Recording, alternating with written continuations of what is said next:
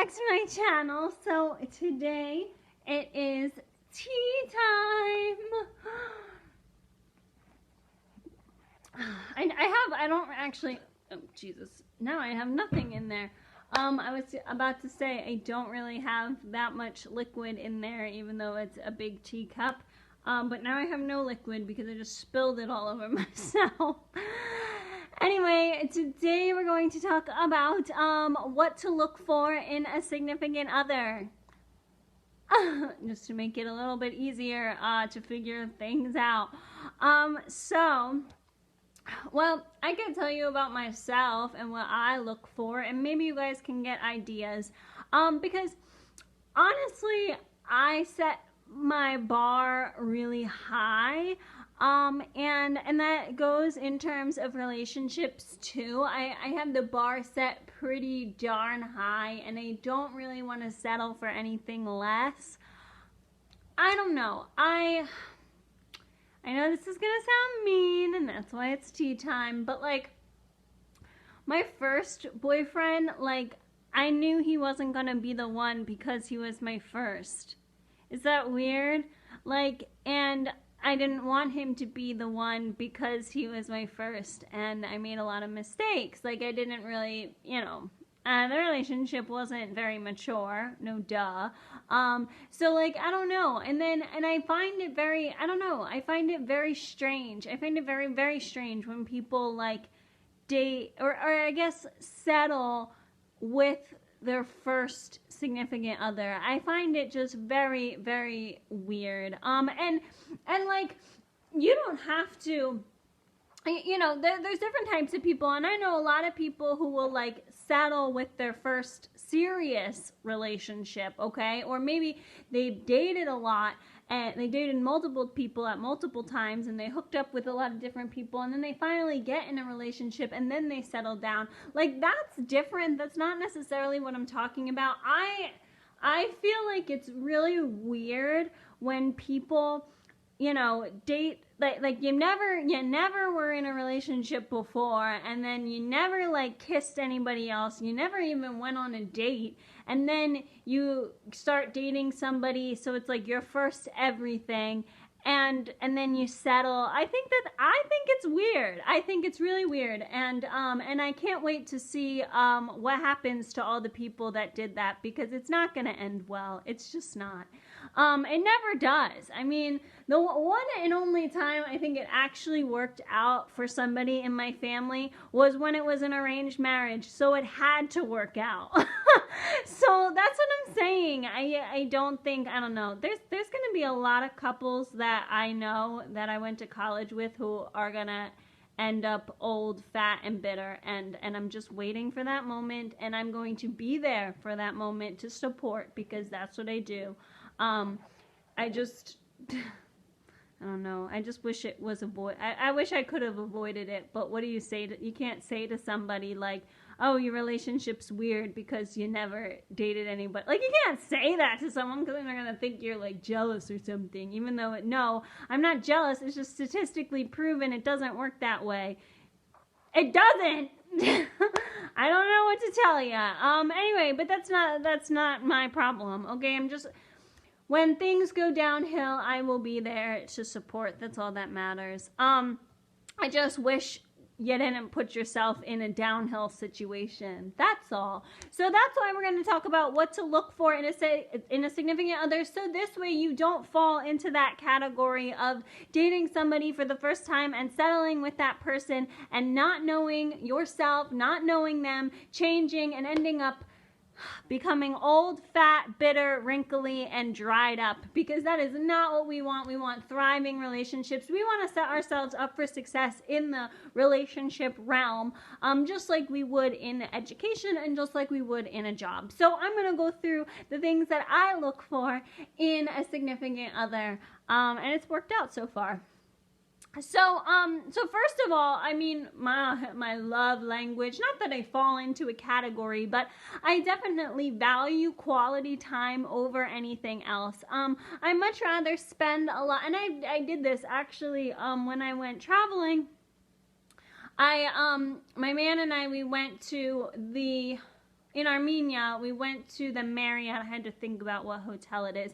But they have a Marriott in Yerevan, Armenia, and that's where the Kardashians stayed, and it's really nice, really, really nice. I mean, it's kind of equivalent to a 5-star hotel like here, but the thing is that in Armenia, they don't necessarily have 5-star hotels, you know? So the Marriott is the most elite hotel that they have, and it's equivalent to a 5-star hotel here, and when you travel, 5-star hotels in other countries like Armenia aren't always similar to 5-star hotels here. So anyway, it's got everything, you know. It's like maybe 6-7 floors. It's got an indoor bar, an outdoor bar, a pool. The rooms are really nice. It's clean.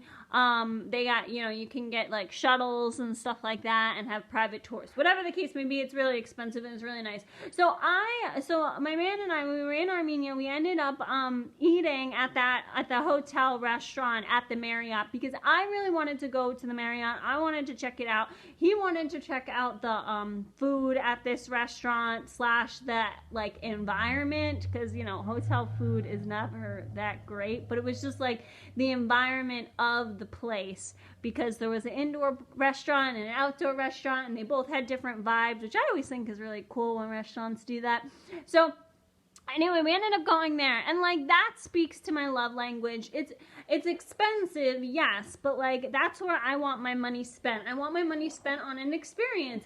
In that particular moment, I wanted to go to the Marriott in Yerevan, and so did he. And then we spent time there, and it was a wonderful thing. Even now, like I love going on walks, you know, or like taking a day trip. Like these are things like this is where I put my money, okay? Like this is where I would want to invest it if I could invest it in a date, you know, a day trip.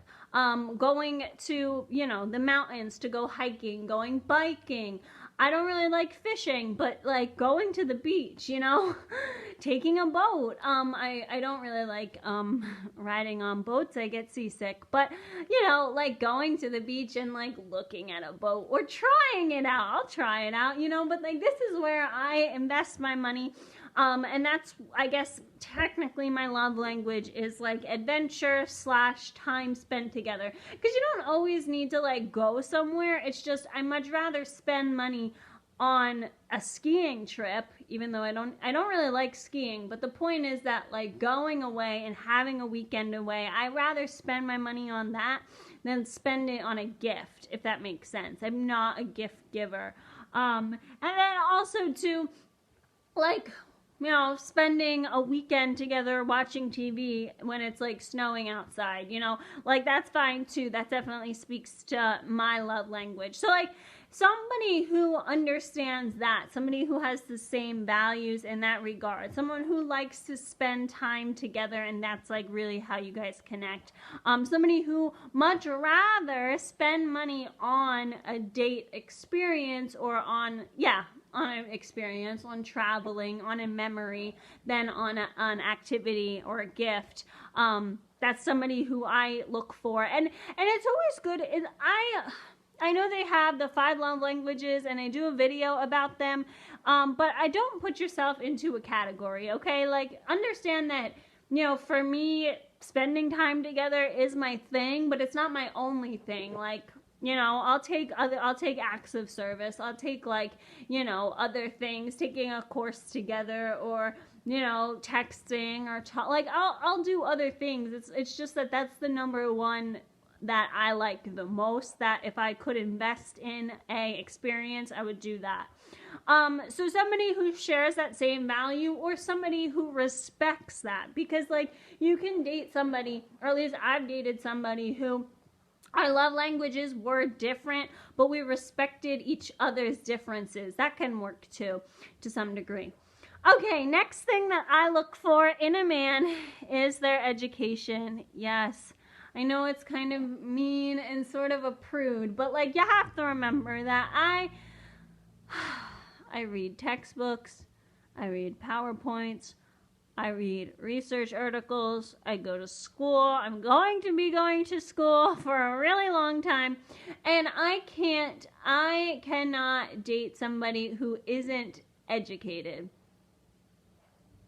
Like, and I know it sounds rude and I know it sounds mean, but like that's just the way it is, okay? I can't just go from I had this struggle when I worked in a preschool, because I was reading these intellectual articles for music therapy, and then I'd go into the preschool and use that same language at work, and that didn't really fly. So I had to kind of make the language a little bit more I guess like simpler. And again, like I didn't like doing that. I didn't like dumbing down my knowledge. I wanted to talk the way I wanted to talk. I wanted to use advanced vocabulary.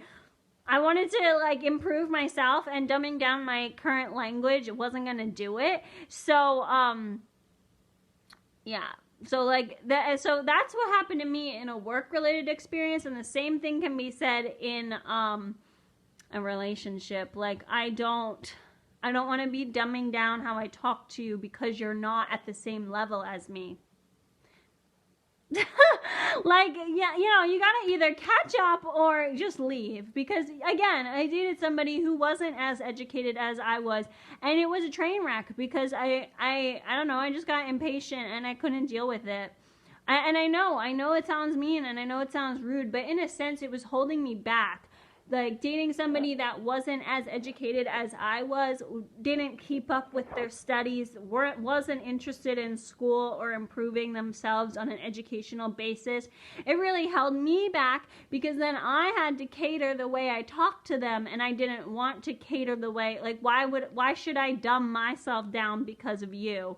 That's the way I looked at it. Again, I know it's a mean thing, but now I have a man that's educated, so I got what I wanted. That's all that matters. Okay, moving forward.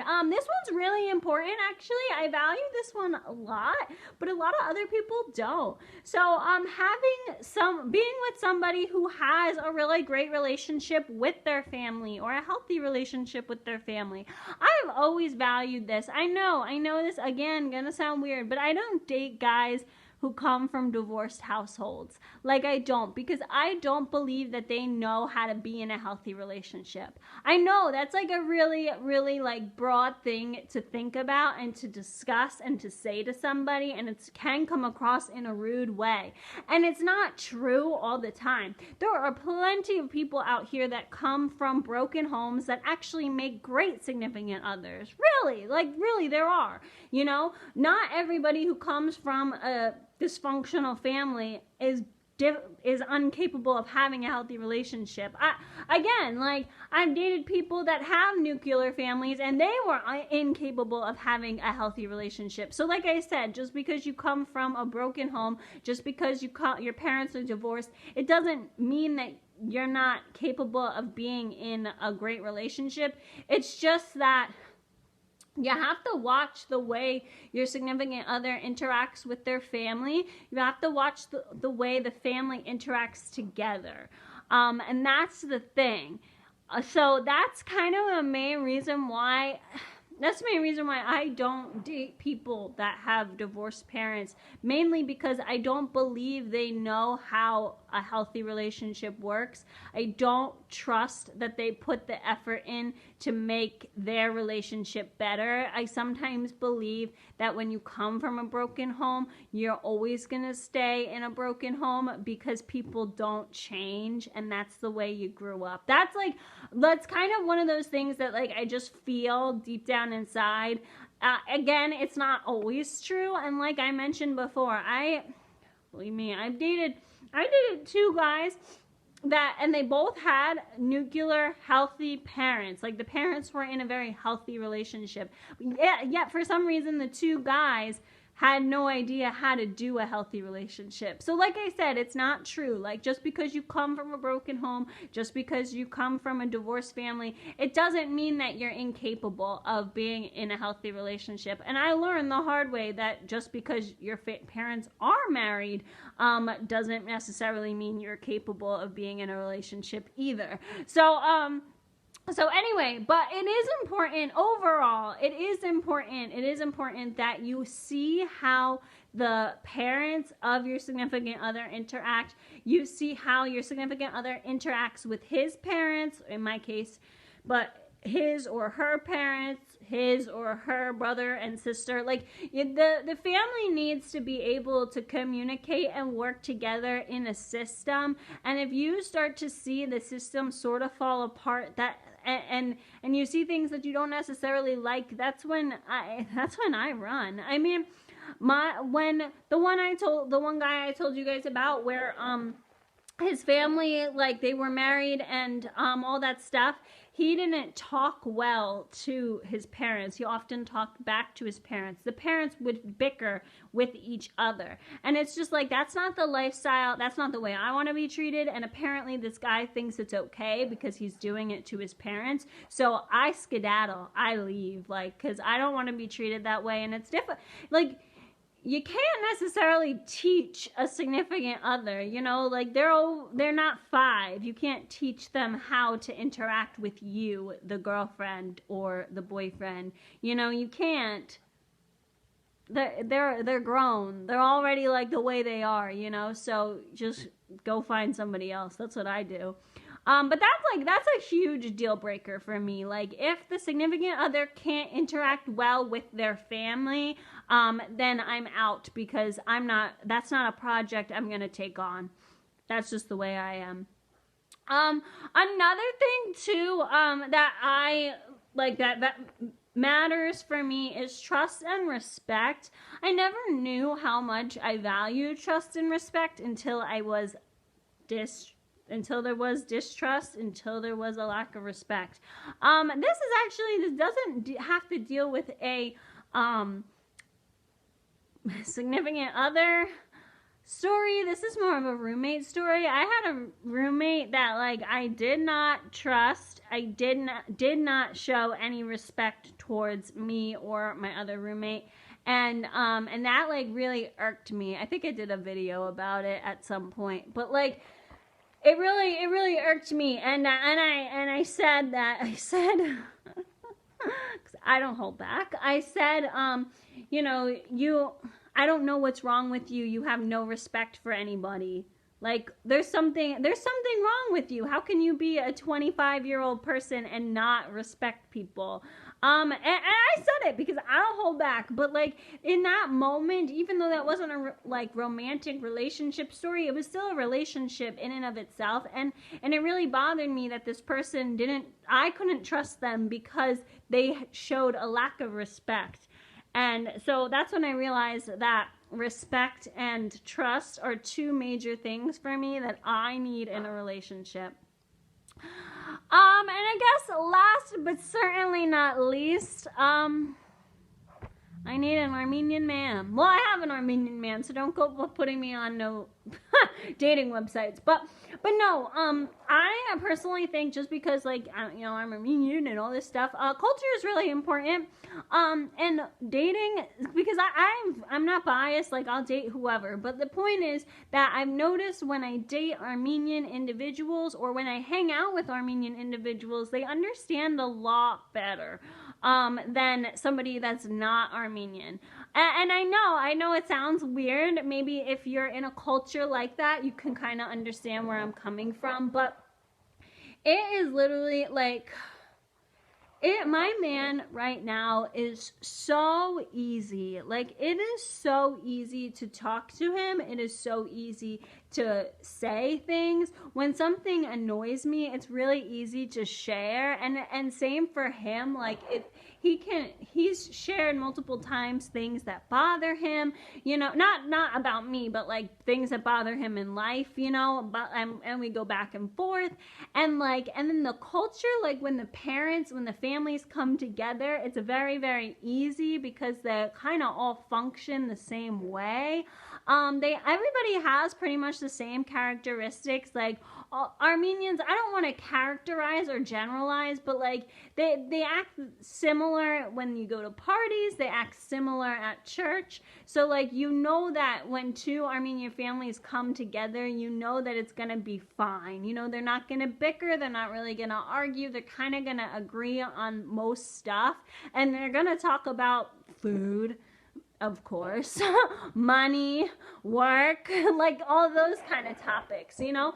So it makes it very, very easy. And that's the main point to this. All these characteristics that I just mentioned to you make the relationship really easy. And that's like kind of what you want. You want your relationship to be easy. You want a dating relationship to be easy. I say this all the time, but like, I refuse to let my relationship be difficult until I have a kid. So if I have a kid and the kid's been crying all night, right? And I didn't get any sleep and my man didn't get any sleep, and we start bickering and we start having arguments and the relationship becomes strained, like, in my opinion, that's fine, because there's different, like, you didn't eat, you didn't sleep, you probably didn't eat, you're tired, you're worn out, like, so it's understandable that you would bicker. The situation is different, so it's understandable that the relationship is harder because there's a baby involved, there's another person,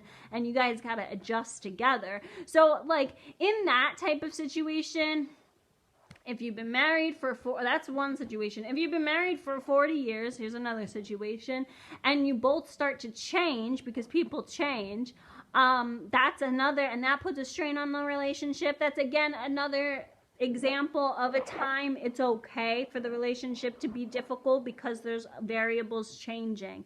But that's about it. If the relationship is difficult when you're dating, then something's messed up. You should not get married. You should not have a baby if the relationship is difficult when you're dating. Like, the relationship is going to get difficult. You know, there's going to be financial issues. There's going to be baby issues. There's going to be changing, aging issues. And all of that stuff is justifiable. But, like, there shouldn't be any issues when you're dating. If you have issues when you're dating, there's something wrong. And I learned that the hard way. Like, I dated a guy and we had fight after fight after fight, and I thought that it was okay. I did, because I thought that's what happens when you date somebody for a long time. But no, it's not okay. You shouldn't be fighting with somebody you're dating. No, never, ever, ever, ever. Set your standards high. Set them so high, okay?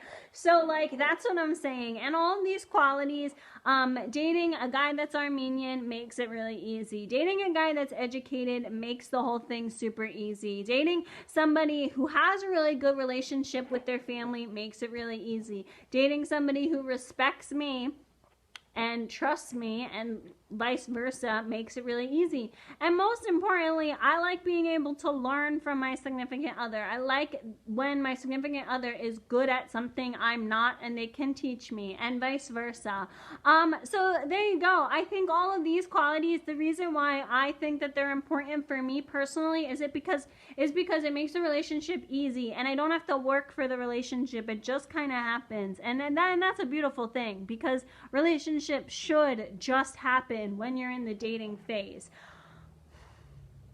When you didn't sleep or eat because the baby was crying, then yeah, you're gonna argue, and that's the way it's gonna be, and it's okay. But I don't really think there should be arguing or disagreements when you're dating. Then they're not the person for you, and you need to get over it, and you need to move on, because it's really easy. It's really easy. And there's a million people out there that are single, okay? Like, you don't need to hold on to nobody. You don't need to marry your first person ever. You need to set the bar high, because you need to set yourself up for success. If you set yourself up for success when you're dating and when you're at the beginning stages of the relationship, then you've set yourself up for success, period. And that's what we need to do. I set myself up for success all the time. That's why I live in a really rich neighborhood, even though this house isn't. House is falling apart, literally, but like, the neighborhood itself is wealthy. I go to school and I set my work and school life up for success. I set my relationship up for success, and in that way everything else falls into place. And I think that that's the way you should do it. I don't really think that going about it any other way is healthy for either person. I don't know. That's just my opinion. So don't settle. Set yourself up for success and have fun. Talk to you guys later. Bye.